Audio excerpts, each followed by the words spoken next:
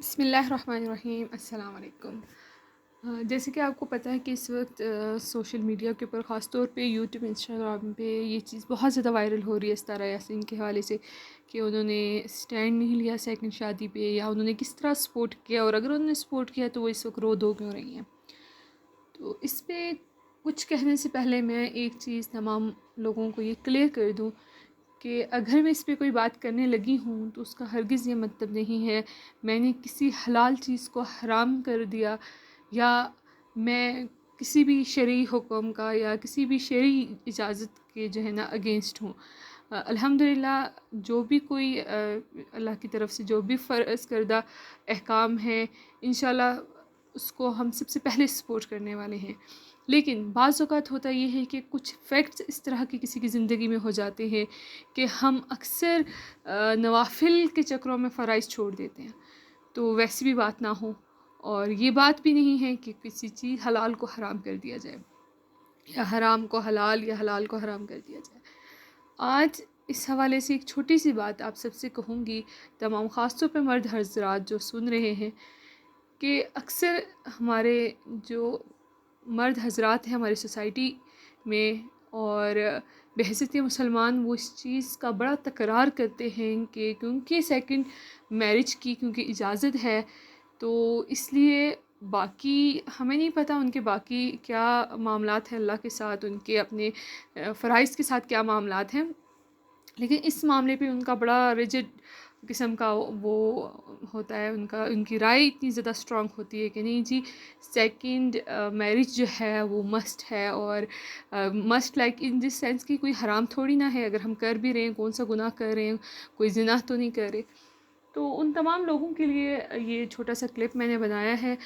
اور ان سب سے ایک چیزیں کہنے چاہوں گی کہ اگر آپ کو یہ بات پتہ ہے کہ اسلام نے دوسری شادی کی اجازت دی ہے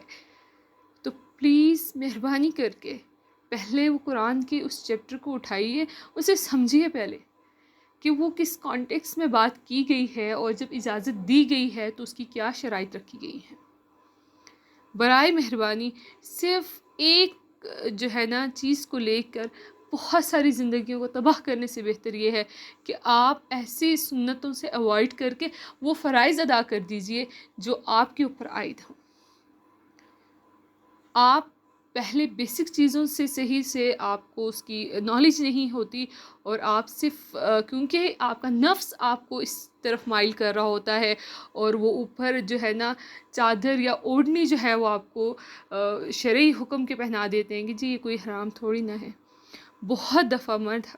حضرات بہت دفعہ اپنے اسی کام کو، جس کو بار بار کہہ رہے ہوتے ہیں کہ یہ حلال ہے نا، کون سا حرام کام کر رہے ہیں، اس چکر میں کئی زندگیوں کو لے ڈوبتے ہیں، اس چکر میں کئی جو ہے نا دلوں کو توڑ بیٹھتے ہیں، اور اس حد تک توڑ بیٹھتے ہیں کہ بہت سارے لوگوں کی زندگیاں تباہ ہو جاتی ہیں. اگر آپ نے دوسری شادی کرنی ہے پہلے اس کے چیپٹر کو اچھی طرح جانیے، اس کے بعد برائے مہربانی ایک پریکٹیکل مسلم بن کے دکھائیے. یہ کوئی آسان کام نہیں ہے دو تلواروں کو ایک میان میں رکھنا. آپ جو وہ صرف صحابہ ہی تھے جن کے اندر یہ کوالٹیز تھی کہ وہ جو تھے آنکھیں بند کر کے یہ کام کر سکتے تھے، کیونکہ انہیں ان کے ایمان کے اوپر اتنا بھروسہ ضرور تھا. ہم میں سے کسی کے اندر اتنا پختہ ایمان نہیں ہے میرا خیال ہے کہ وہ کوئی آنکھیں بند کر کے یہ کام کر سکے. اور ابھی جو اس کا معاملہ ہے اگر آپ اس کی طرف بھی دیکھیں تو بہت سارے لوگ کہہ رہے ہیں کہ پہلے جی اس نے اجازت دی ہے اب رونا دھونا. اس نے کون سی اجازت دی ہے پہلے، اور وہ کس چیز کی اجازت دے گی؟ جب مرد یہ کام کرنے پہ آ جائے تو اس کو تو اجازت کی بھی ضرورت نہیں ہے. اور وہ تو خود کہہ رہی ہے کہ نکاح کا مجھے بعد میں پتہ چلا، مطلب نکاح سے پہلے تو اس کو نہیں پتہ تھا، نکاح ہو چکا اس کے بعد اسے پتہ چلا. اور بیسیکلی وہ ایک چیز ہے جو کہہ رہی ہے کہ میں سٹینڈ نہیں لے رہی. دوسری چیز یہ کہ وہ اب اس کے ساتھ رہنا چاہتی ہے، وہ اس کو ایز اے جو ہے نا اپنے لائف کا حصہ سمجھ کے وہ گزارنا چاہ رہی ہے، وہ صابر بن کے چلنا چاہ رہی ہے.